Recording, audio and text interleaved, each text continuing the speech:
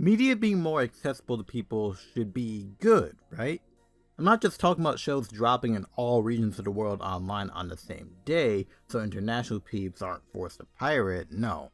At least not today. I'm talking about new people getting into older properties. I think that's what engages discussion and analysis. If a media property is truly good, it will stand the test of time and have people picking it apart to this day. But there's a schism between people who can enjoy things and if they can. Let's go in deeper. Well, I kinda touched on it in the Toonami Kashette. But apparently it's basically keeping your fandoms pure, and to some toxic individuals, white, and not letting new people invade and make talking about your media property hell.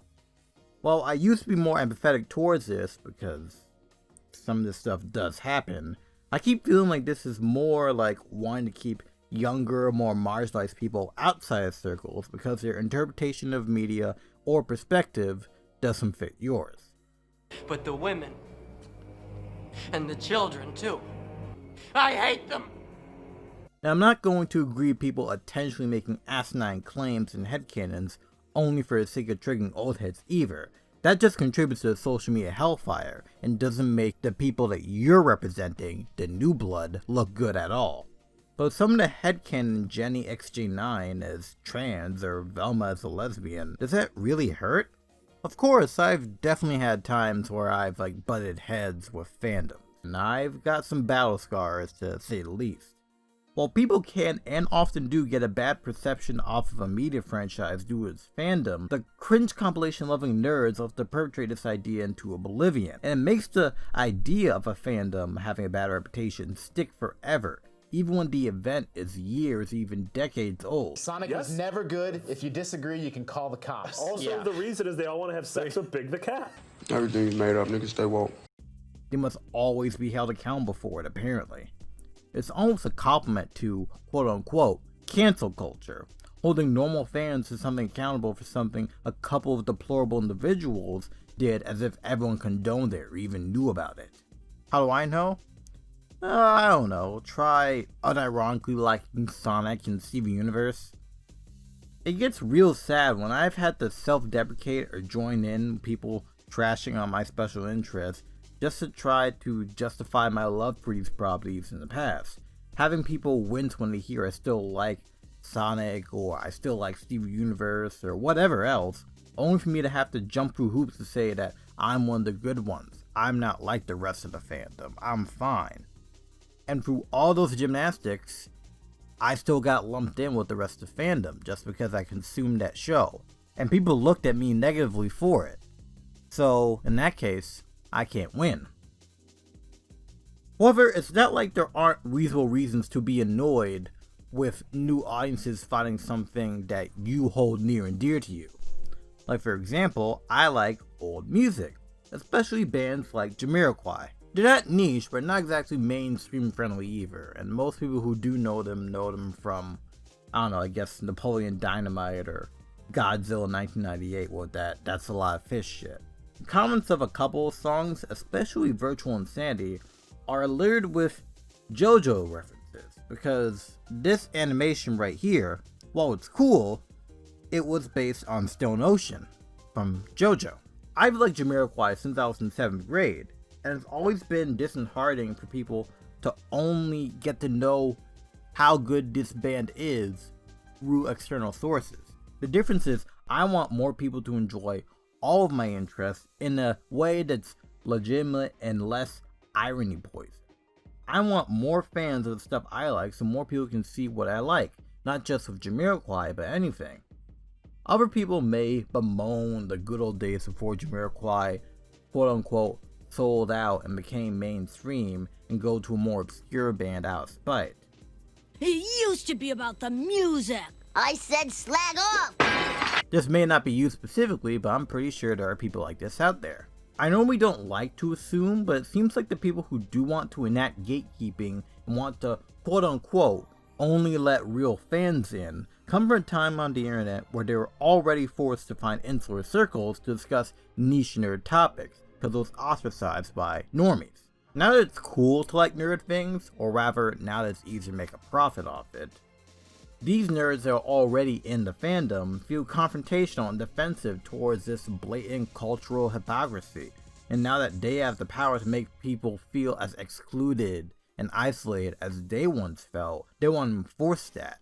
People apparently miss having real discussion and genuine interactions in these circles, but those can still exist when you let new blood in. Instead of making someone feel like shit that they were born a certain year and didn't grow up with your passion the way you did, maybe bring them up to speed. Tell them how you got into it, why you got into it, why you like it, and some opinions you have. Bring new people under your wing and encourage discussion and debate without making the newbies your clones dedicated to spreading your pro-gatekeeping rhetoric. Old fans and new fans can and should coexist.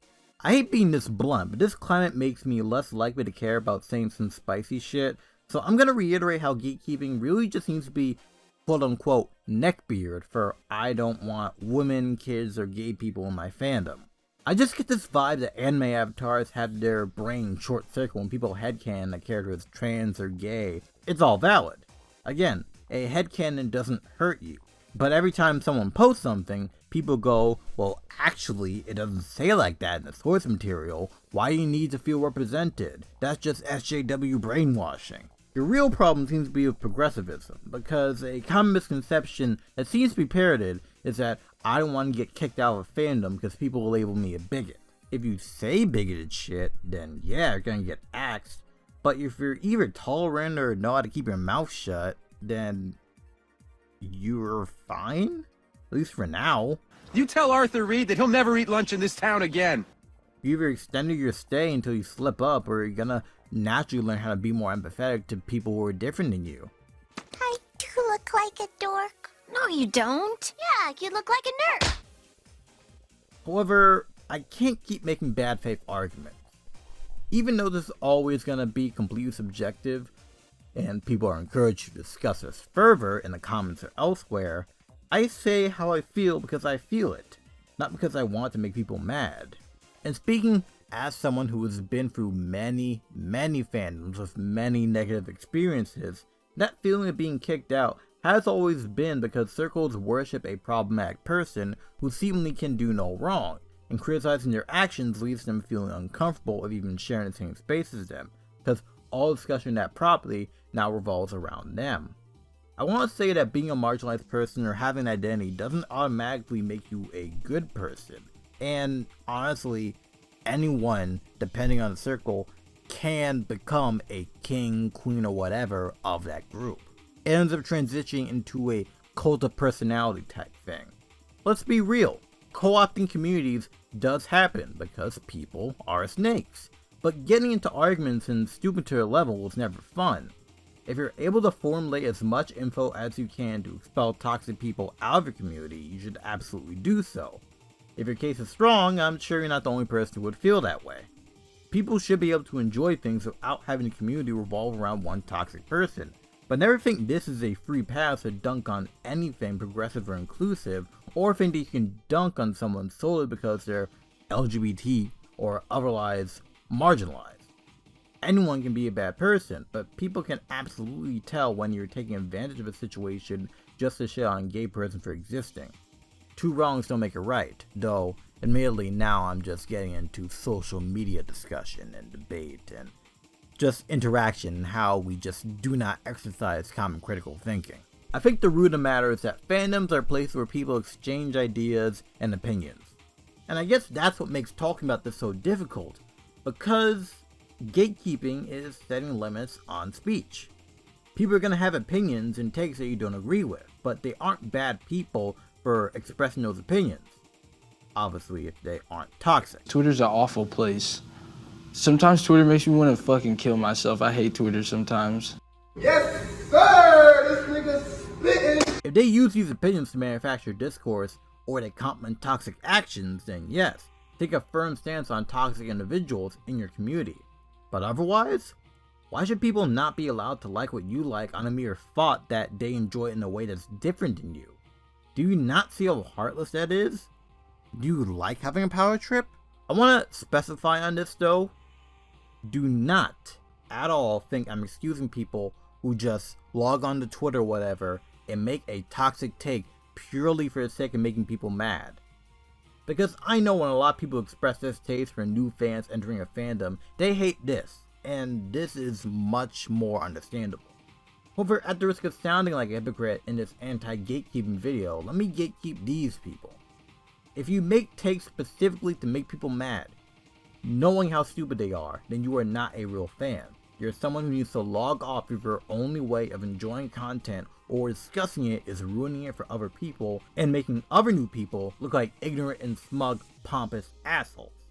Now, I'm not saying minors deserve to be harassed on the internet for making a stupid take, but if you're intentionally making a stupid take because you have nothing better to do, and if you think your age is a get out of jail free card to avoid taking accountability, log off. I think a great use of your time, if you're a minor that loves making toxic takes, is instead finishing your homework. Go on, finish Great Gatsby, finish To Kill a Mockingbird. My empathy can only really go so far. You're not bringing new takes to the table for the sake of engaging discussion, you just want to make people mad, and for some reason you're happy about that. That's not debate, that's chaos. Not the SNK vs Capcom kind either. And on a platform like Twitter, where we can and will fight about everything, people like you should get a life. Even if you know your shit, the fact that you went to phrase your tweet intentionally to make it out just to make people mad is going to make people mad. If you want to make an argument like that in order for people to notice it, you're probably not a good person. Or at least good at arguing. People would be way more interested in looking at a new perspective of a character, a dynamic, or just the way a show handled an event if it wasn't inherently toxic in how it was phrased. Even if they don't agree with it, if it's not laced in a smug, ironic, passive-aggressive tone, people will engage with you. Like, shit. If you can talk the talk and make a 20-tweet thread about your hot take, you might as well just make a video. Look at what I'm doing. You ain't got an excuse. Like, I don't care. You could have a block list that's 2 terabytes in size, but it's way more productive to block takes from people you don't agree with than let teenagers live in your head rent-free because they don't enjoy a song, game, or movie the same way you do. And this is only the most cynical solution. Ultimately, I want people of all walks of life to bond over our different perspectives and our main similarity, why we love media. I may be annoyed of that Jamiroquai stuff, but honestly, I guess as long as people like the music and tell others about it, then things are okay.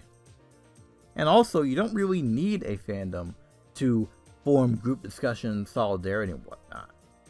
Your first fandom is your friend group, and you can always talk to them. But if you're gonna disengage with something you love over a very petty reason, maybe keep that gate shut when you leave.